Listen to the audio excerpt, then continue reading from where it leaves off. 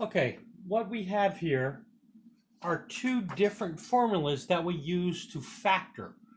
Now, this special one is known as the difference in cubes because we have two things that are both perfect cubes, and this is how it would factor out. And we are subtracting them. That's why it's called the difference. The other one is the sum of cubes. All right? And both values being perfect cubes, but we're adding them, and that's how that would factor.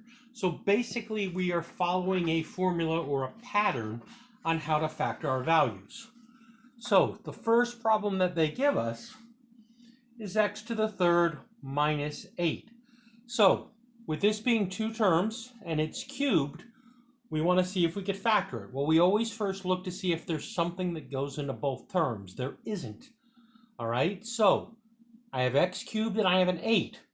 Well, this is cubed, this isn't, but I can rewrite it as x to the third minus, and 8 can be written as 2 cubed. Now, we have the difference, they're subtracting, and they're both perfect cubes, just like this. So we're going to follow that formula. So this will equal, my two bases are x minus 2,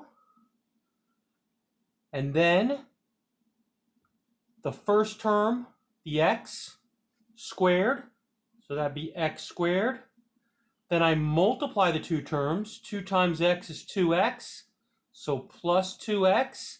And then I square the last term. 2 times 2 is 4. So this is how this one would factor. All right? It's going to factor to x minus 2 times, in parentheses, x squared plus 2x plus 4. All right? Now, still using these two formulas, we have 27x to the third plus 1. Now, always look to see, is there a common factor for both terms? There isn't.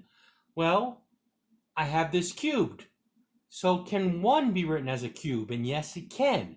1 is 1 to the third. Now, the thing is this is 27x cubed.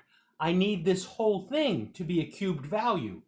Well, 27 is 3 cubed, so therefore I could rewrite this as 3x to the third power. So therefore 3x cubed gives me 27x cubed, 1 cubed gives me 1. So that's like my a and my b from up at the formula.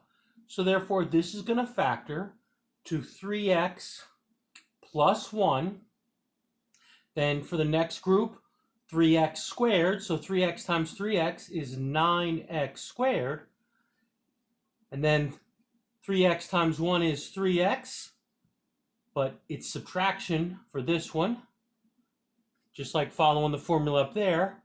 And then 1 times 1 is 1. So that would factor to 3x plus 1 times 9x squared minus 3x plus 1. Now, the next one, we have 16 y to the third minus 250. Now, once again, we want to look for a common factor. What goes into both of these? Okay, so I have 16y to the third minus 250.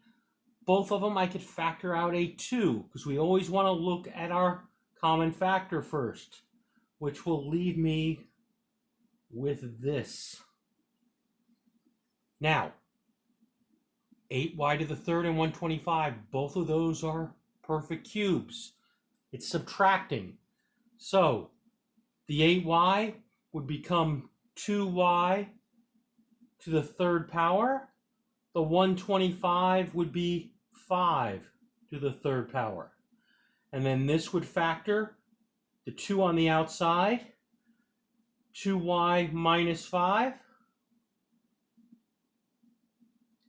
And then this would be 2y squared. 2y times 2y is 4y squared. And then multiplying them, 2y times 5 is 10y.